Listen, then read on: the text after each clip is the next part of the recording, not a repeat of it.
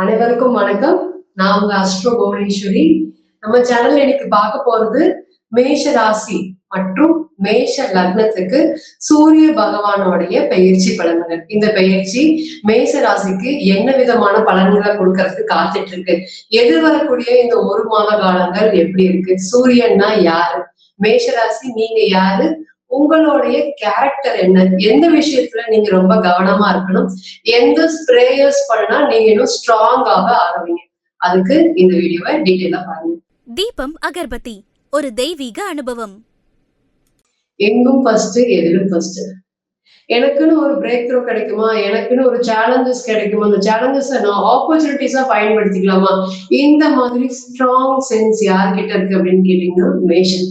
So மேஷத்துக்கே கொடுத்த gift தான் கடவுள். சோ எல்லாத்துலயும் போராடக்கூடிய மனப்பான்மை யார்கிட்ட அதிகமா இருக்குன்னா உங்ககிட்டதான். இதனால என்ன ஆகும் அப்படின்னு கேட்டீங்கன்னா, அவசரம், ரொம்ப அவசரப்படுற மாதிரி. அந்த அவசரம் எல்லா இடத்துலயுமே இருக்கு.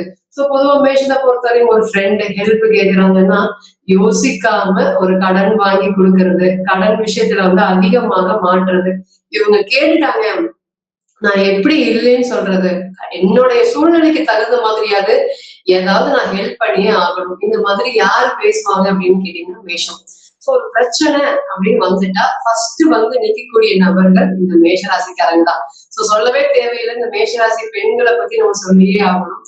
என்னுடைய கணவருக்கு ஏதாவது ஒரு அவமானம் நேர்ந்தா விடவே மாட்டாங்க. ஃபேமிலிய ப்ரொடெக்ட் பண்ணக்கூடிய நபர்கள் யாரு, இருக்கிற எல்லா 12 ராசி 12 ஜோடியாக் சைடும் ஃபேமிலியை ப்ரொடெக்ட் பண்ணும். பட் எஸ்பெஷலி மேஷ ராசியுடைய பெண்கள் நம்ம சொல்லி ஆகணும், ரொம்ப ஸ்ட்ராங்கான, ரொம்ப கான்பிடென்ட் அதிகமா இருக்கக்கூடிய பெண்கள். சோ இவங்கெல்லாம் பாத்தீங்கன்னா எனக்குன்னு ஒரு அங்கீகாரம் வேணும், எனக்குன்னு ஒரு ரெகக்னைஸ் வேணும். தொழில் தொடங்கினாவே மத்தவங்க செய்யறத நான் செஞ்சிடக்கூடாது, நான் டிஃப்ரெண்டா யோசிக்கணும். இந்த மாதிரியான எல்லா சூழ்நிலையிலுமே எல்லாத்துக்கும் ஸ்ட்ரகிள் ஆகி ஜெயிக்கக்கூடிய ஒரே ரெஸ்பான்சிபிலிட்டிஸ் பர்சன் மேஷ ராசிக்காரங்க தான். சோ அந்த ராசிக்காரங்களுக்கு இன்னைக்கு என்ன இஷ்யூஸ் ஃபேஸ் பண்ணிட்டு இருக்காங்க அப்படின்னா, எனக்குன்னு ஒரு பிரேக் த்ரூ கிடைக்குமா, எனக்கு நிறைய சேலஞ்சஸ் வருது மேடம்.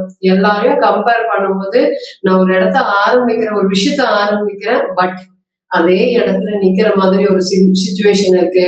எல்லாரும் என்னை தாண்டி க்ரோ ஆயிட்டு வளர்ந்துட்டே இருக்க போறாங்க, பட் அவங்கள நான் நின்று வேடிக்கை பார்க்குற மாதிரிதான் ஒரு இன்னைக்கு சிச்சுவேஷன் மேஷத்தை பொறுத்தவரையும் இருக்கா அப்படின்னு கேட்டீங்கன்னா எஸ்.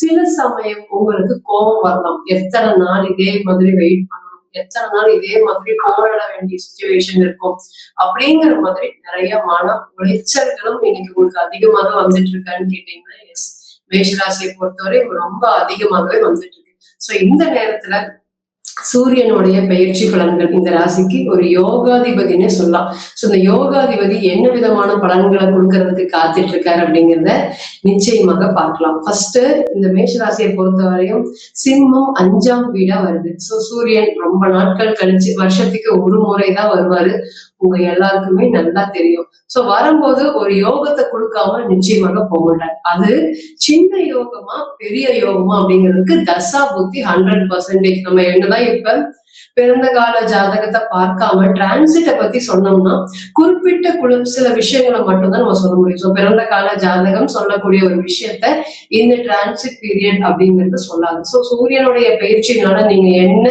விஷயங்கள் மாற்றங்கள் சந்திக்க போறீங்க. முதல் பாத்தீங்கன்னா ப்ராப்பர்ட்டி ஷேரிங். ப்ராப்பர்ட்டி ஷேரிங்ல ஆன்சிஸ்டர் ப்ராப்பர்ட்டி ரொம்ப இஷ்யூஸா போயிட்டு இருக்கு. இத்தனை நாளா பாத்தீங்கன்னா பெருசா நான் கேர் பண்ணிக்கவே இல்லை, சொத்து எங்க இருக்கு என்ன ஏதுன்னு பார்க்கவே மாட்டாங்க. அதனாலதான் அந்த மேஷராசிக்காரங்களா இருக்காங்க. சோ ப்ராப்பர்ட்டிஸ் ரிலேட்டட்ல என்ன போயிட்டு இருக்குன்னு தெரியல, செட்டில்மெண்ட்டும் தெரியல, ஷேரிங்க்கும் எனக்கு பெரிய கேள்விக்குறியா இருக்கு அப்படின்னு வருத்தப்பட்டு இருந்த உங்களுக்கு இந்த மாதிரி விஷயங்கள் தான் இனி படிப்படியா கிளியர் ஆக போகுது. எனக்குன்னு ஒரு புகழ் கிடைக்குமா, எனக்குன்னு ஒரு அங்கீகாரம் கிடைக்குமா, அரசாங்க வேலை வாய்ப்புகள் எல்லாம் கிடைக்குமான்னு கேட்டீங்கன்னா இந்த டைம் ஒரு ஒன் ஆஃப் த பெஸ்ட் யோகமான பீரியட்னு சொல்லலாம். ரொம்ப மன உளைச்சல் ஆயிட்ட மேடம் இந்த மேஷராசி மற்றும் மேஷ லக்னத்துக்கு சூரியன் நீசமானா கான்பிடென்ட் லெவலே இல்லாம போயிருங்க. எந்த ஒரு பிரயோஜனம் இல்லாத நபர்கள் கூட உங்களையே என்ன விஷயம் அப்படின்னு கேட்டுட்டு போயிருவாங்க. சோ இந்த கான்பிடென்ட்டை யார் அதிகமா கொடுப்பாங்கன்னு கேட்டீங்கன்னா சூரியன் தான். அதுவும் மேஷத்துக்கு இந்த சூரியன் ரொம்ப பலமா இருக்க வேணுங்கிறது அவசியம். அப்படி இல்ல அப்படின்னா யாரு வேணாலும் நம்மளை வந்து பாத்தீங்கன்னா என்ன விஷயங்கள் வேணாலும் டக்குனு கீழே இறக்கி போட்டுருவாங்க. ஒரு விஷயம் போய் போராடணும், ஒரு பேசுறோம் அப்படின்னா இந்த மேஷம் ரொம்ப ஸ்ட்ராங்கா இருக்கணும். அதுலயும் இந்த சூரியன் ரொம்ப ஸ்ட்ராங்கா இருக்கணும். அப்படி இருந்தாதான் நம்ம சொல்ல வர விஷயத்த மத்தவங்க ஈஸியா புரிஞ்சுக்குவாங்க. நம்ம ஒரு விஷயத்தை எதிர்த்து போராட முடியும். இந்த மேஷத்தை பொறுத்த வரைக்கும் சூரியன் பலம் பெற்று இருக்கணும் பிறந்த கால ஜாதகத்துல அப்படிங்கிறது மாற்று கருத்தே இல்லாது. அதே போல ரெண்டாவது, இன்னைக்கு பினான்சியல் ரிலேட்டட் யாருக்காவது கால் பண்ணுனீங்க, ஒரு ஹெல்ப் கேக்குறீங்க அப்படின்னா இந்த நேரத்துல ஒரு ரெஸ்பான்ஸ், இன்ஃபேக்ட் குடுத்த பணத்தையவே உங்களால இந்த டைம்ல திரும்பி பெற முடியாது. அதுதான் நிதர்சனமான உண்மை. பட் உங்களுக்கு வேணும் அப்படின்னா ஃபர்ஸ்ட் கால் யார்கிட்ட இருந்து போயிருக்கு அப்படின்னு கேட்டீங்கன்னா உங்ககிட்ட இருந்தா போயிருக்கும்.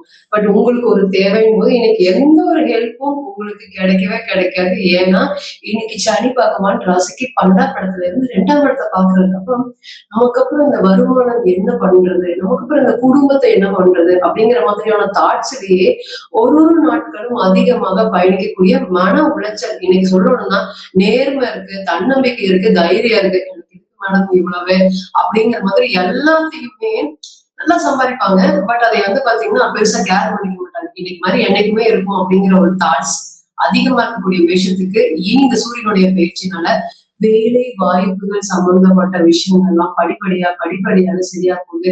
ஸ்டாஃப் ஒர்க்ல கன்சிஸ்டன்சியே இருக்கு. நல்ல லேபரை வந்து டெவலப் பண்ணி ஒண்ணுமே தெரியாதவங்க நல்லா கூட்டிட்டு வருவீங்க. கூட்டிட்டு வந்து அவங்க நல்லா டெவலப் பண்ணதுக்கு அப்புறம் உங்களை என்ன பண்ணுவாங்கன்னு கேட்டீங்கன்னா நான் வேலை விட்டு போயிடுறேன், எனக்கு இந்த வேலை செட் ஆகல அப்படிங்கிற மாதிரி ஒரு தாட்ஸான இருக்கு. பட் இனி வரக்கூடிய டைம் இந்த வேலை வாய்ப்புகள்ல இருந்து பிரச்சனைகள்ல இருந்து விலகி உங்களுக்கு ஒரு நல்ல ஒரு growth கொடுக்கக்கூடிய ஒரு கன்சிஸ்டன்சியா ஒர்க் பண்ணக்கூடிய ஒரு பர்சனாலிட்டிஸை நீங்க மீட் பண்றதும் அவங்கள டெவலப் பண்றதுனால உங்களுடைய வாழ்வாதாரம் அப்படிங்கிறது நிச்சயமாக உயரும்.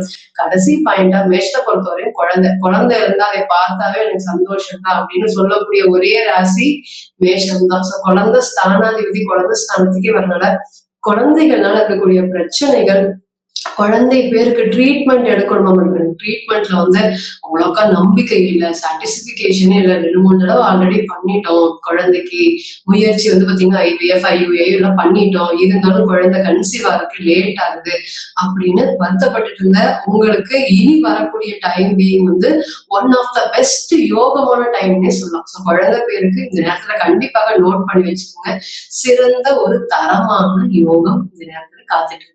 சோ இப்ப நம்ம சொன்னது அனைத்துமே மேஷராசிக்கு உண்டான பொதுவான சூரியனுடைய பயிற்சி பலன்கள். உங்க ஜாதகத்துல யாரு, நீங்க யாரு, உங்களுடைய லக்னாதிபதி என்ன, நடக்கக்கூடிய தசா புத்திகள் என்ன, இன்னைக்கு என்ன போயிட்டு இருக்கு, இதுதான் ஃபைனல் ஜட்ஜ்மெண்ட் சொல்ல போகுது அப்படிங்கிற எந்த ஒரு மாற்று கருத்தை இல்லை.